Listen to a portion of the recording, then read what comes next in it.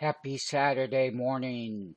I have the SPX Index Daily Bull Chart. We're right up at the top of the resistance. If we break above resistance, we can see 6,000 before we have a correction.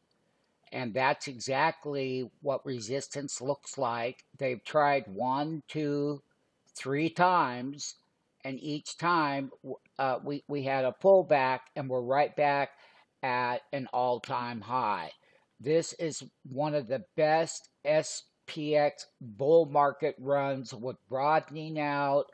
It's bucked all the trends. It's not correcting to give people new buy entries yet, but we are up at the highs. It won't take much for this market to drop either. Let that be known.